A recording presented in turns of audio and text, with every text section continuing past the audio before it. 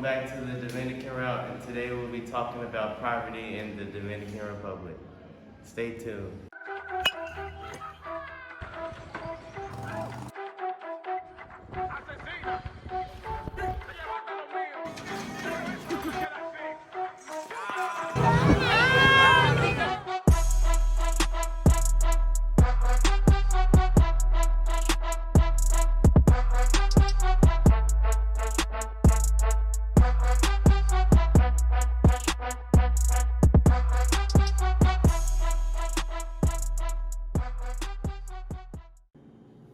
Hey everybody, welcome back to the Dominican Route, and today's topic is like a very important topic, and we're going to be asking Dominicans how they feel about the poverty level and what can be done and how they get by every single day. So we're going to have about 4 or 5 questions that we're asking them, and I just want to see how they feel about it, the poverty level, because you see so many great things about the Dominican Republic, but at the same time, it's a lot of poor people in the Dominican Republic, and I didn't realize it until I actually moved here.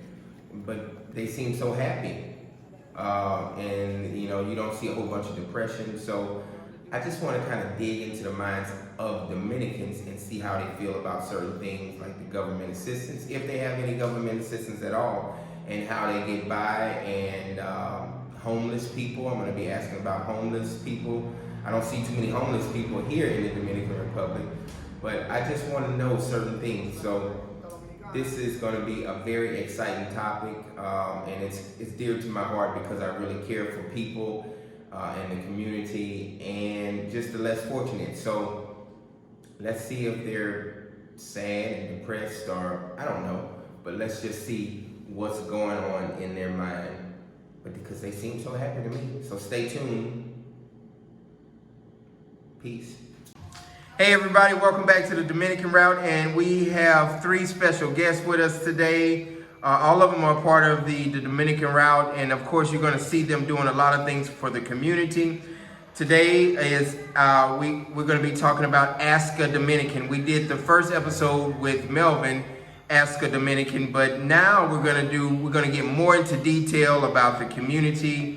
And I have 3 special people with me. Guys, welcome. Thank you so much for coming and being a part of the Dominican Route. And we're going to do a lot of things together. So we have Richie with us, we have Randy with us, and we have Emmanuel with us. And you guys, thank you so much. So today is going to be a very important topic. And this topic is about the poverty in the Dominican Republic and how do people get by with so little in the Dominican Republic. But at the same time, everybody seems so happy in the Dominican Republic, and in the United States, we deal with a lot of depression and stuff. So I just wanted to know, I'm comparing the United States compared to the Dominican Republic in poverty and stuff. So I have about 5 questions for you all.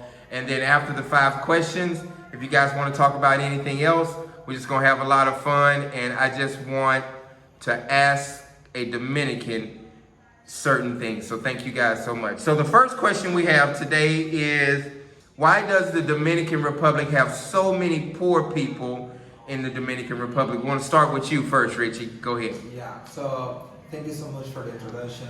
So we here in the Dominican Republic got a lot of poor people because even though we are a rich country, there's about natural resources, we got those poor people because we don't have a lot of opportunity. Even though you can go college, you can go to school, then college, you can get a degree, be a good engineer. Here is kind of complicated having that opportunity because I think our government have to be focused on those sort of things. Because even though we have right now a good government, I think they have to be focused on it, like building new opportunities, working on different sectors when people can like grow up faster. Awesome, great. Thank you. Now Randy's going to say everything in Spanish, and then you're going to translate it over. So Emmanuel's going to translate it. So the same question is for you, Randy, about why do you think there's so many poor people in the Dominican Republic? Porque tenemos tantas personas pobres en la República Dominicana. Bueno, lo que yo entiendo es que por la falta de educación hay mucha delincuencia, personas pobres por la falta de educación, poca ayuda por el gobierno, prácticamente. También tenemos mucho desempleo. Aquí lo que yo entiendo es que el gobierno, o sea, hay muchas personas que actúan en base al gobierno, ganan por un partido, o sea, yo iba a hablar por el del gobierno, no importaba, ¿verdad? Ah, bueno. Pues bien, el desempleo es por falta de educación, o sea, eso es bien. Perfect, thank you. He said that it's because the lack of education that we have right here. Also, he said that the lack of education, just drive some kind of people to, to the streets. And also, there's some like opportunities that Richie was saying that the government can implement so they can help those people that they don't have the education, so they can get money and they can try to get a job. That's awesome. Basically what he said. Thank you. So now, what's your opinion on why is it so many poor people in the Dominican Republic?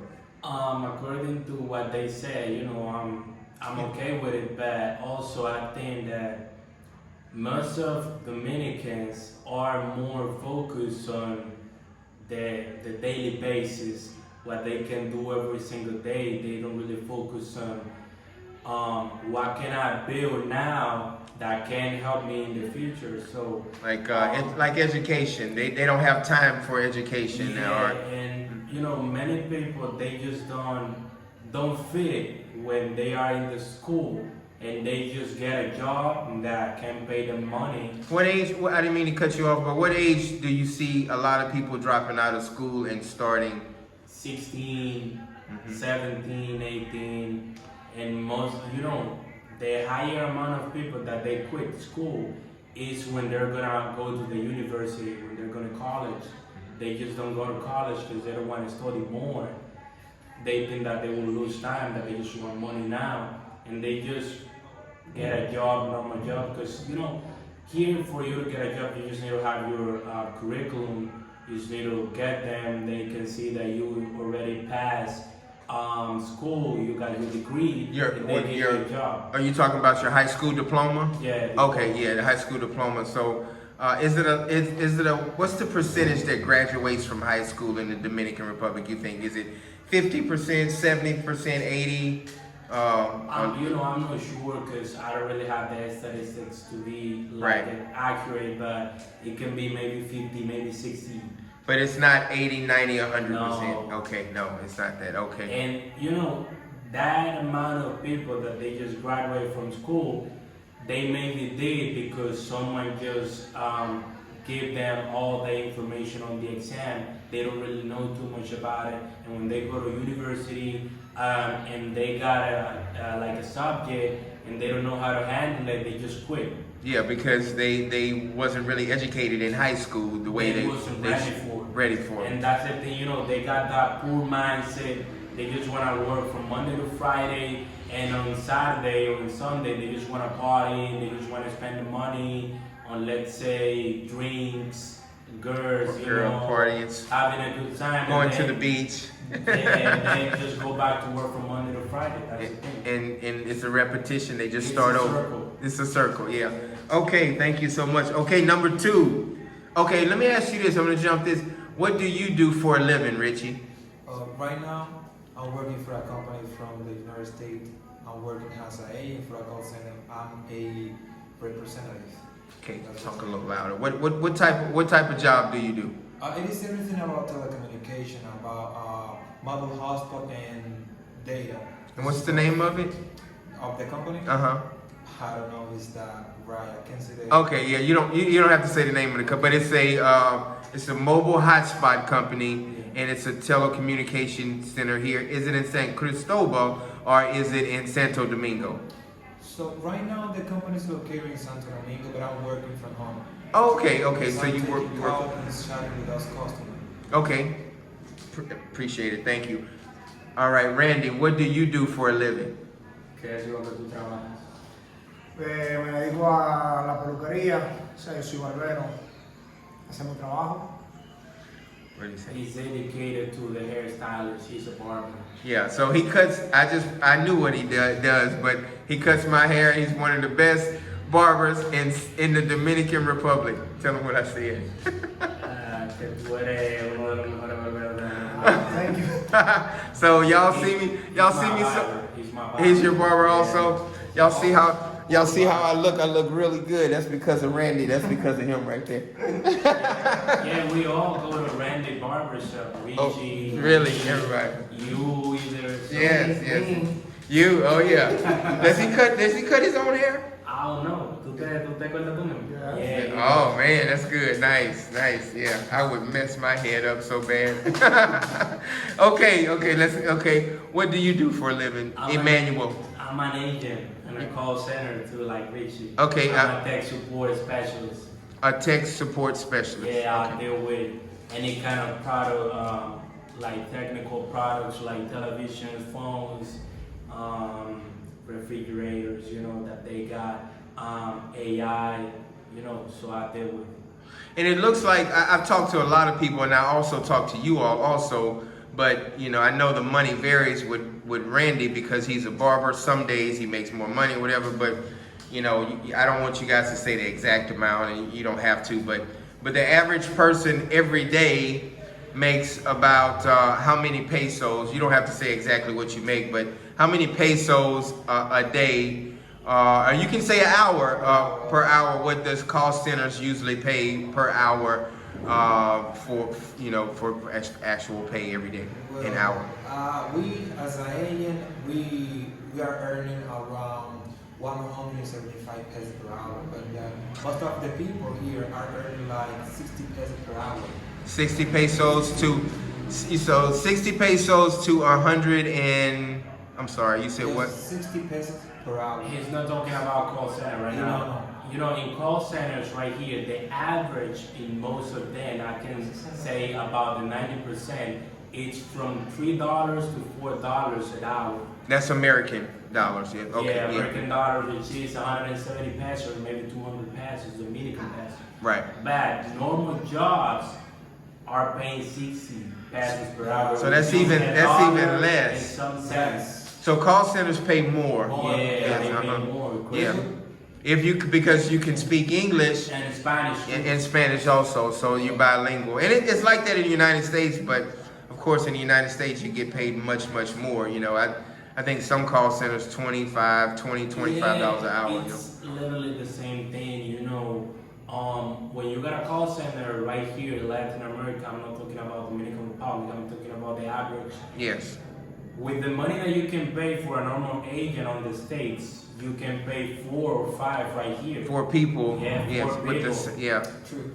That's So wow. they pay us $3, $4, and for 1, 2, 3, or maybe 4, they just have one payment. Wow. From one agent on the States. So they save so much money compared to the save a lot United of money. States. So that's why there's so many call centers in the Dominican That's Republic. why. Yeah, because they just find people that speak English and Spanish. And it's more about the education, When it comes to Latin America, they think that we got better behavior than Americans. Okay. They know that as a country, as a poor country, we want to do the best thing possible to keep the job. It's not the same thing as an American. So you're gonna be polite. You're gonna be You're gonna- nice. You're gonna come to work on time. Everything, you're gonna be happy, you're gonna be polite. If you got a customer on the line that is, let's say, cursing at you or saying bad things, you're not gonna do the same thing back. You're gonna just try to calm them down, let them know that you're willing to help. And that, that's the thing. An American is not gonna do the same thing. They're gonna cuss you out or whatever. Yeah. Yeah. Do you guys get a lot of disgruntled or mad Americans complaining? Every single day, Yeah. daily basis.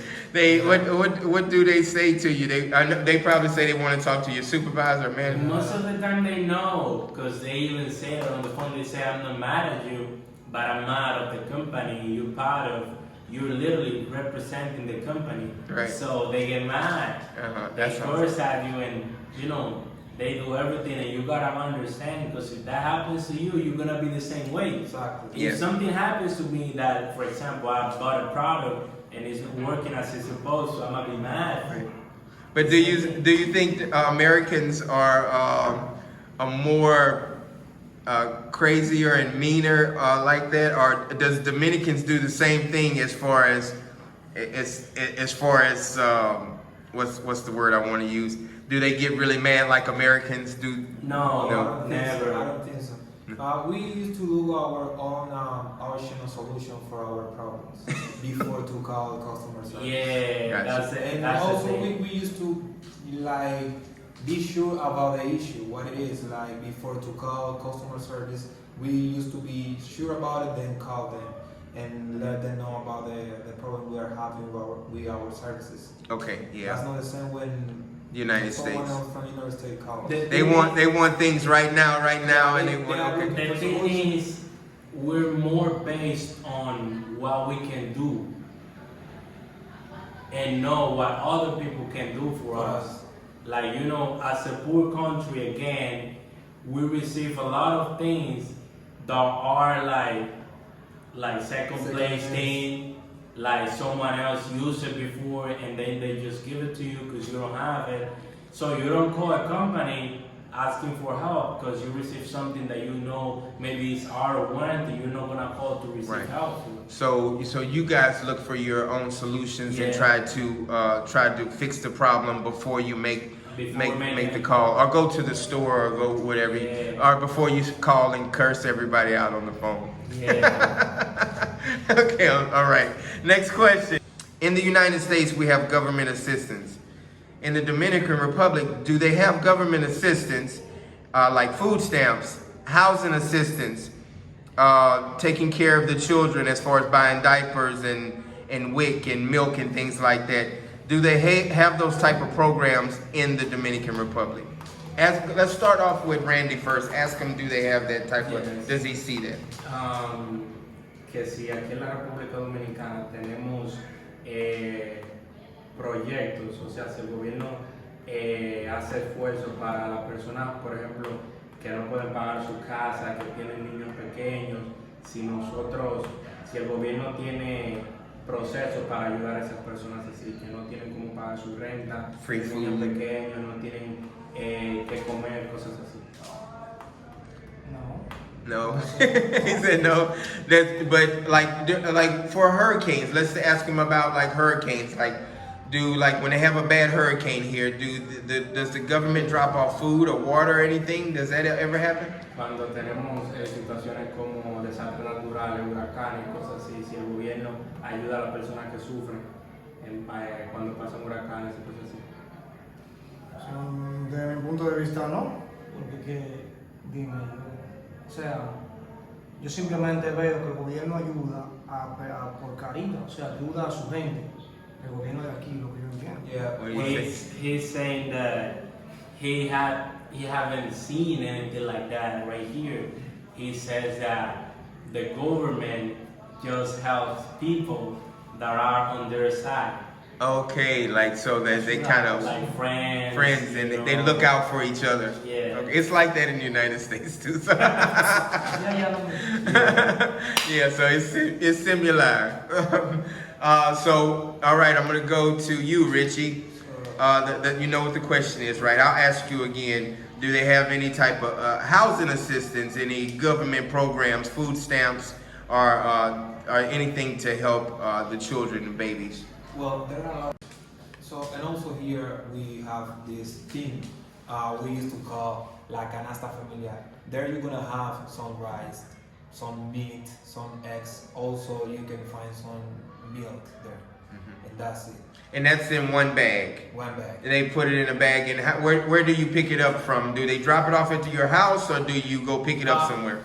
When there is in campaign time, they can go to your house, but much of the time you have to go to a exactly place in order to pick up that. Like a church or a La Or Serena a or restaurant. A restaurant or Yeah, something. like a colmado and those sort of things. Okay, all right. And a kamado, just so everybody knows in the United States, that's kamado is like a store that's like on every 1 or 2 Yeah, or it 3 is. blocks. Yeah. Mini market. A mini market, yeah, and they're everywhere in the Dominican Republic. We don't have that in the United States. Kamados, we have something called the Candy Lady House, and they have about in the hood in the projects, but we don't have like Kamados that sell all that stuff. So that's pretty good. That's every 2 or 3 blocks you see a kamado. So anyway, I'm gonna ask you the same question as far as do you see anything like housing assistance, food stamps, anything like that, to help the community out?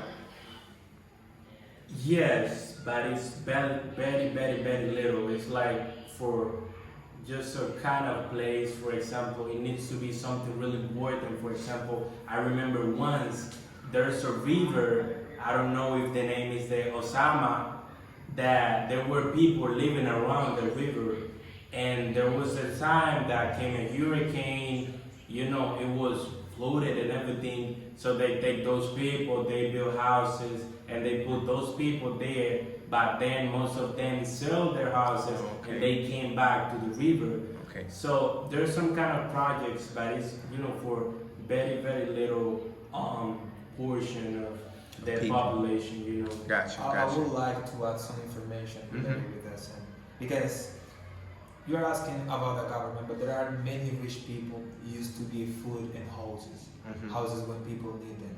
Okay. We got a lot of good people here. So you say it's a lot of rich people that doesn't work for the government, but when they see like a hurricane hits the Dominican Republic hard, or you have something that happen bad, like a bad tragedy or something, the rich people they'll help out and pay for things. Okay, awesome. So they're kind of like patrons, or they have good hearts and they want to give back to the community. Yes. Okay, so that's awesome. Thank you so much, Richie. That's awesome. And we have the same people in the United States. They do the same thing. People that like to pay it forward and give back.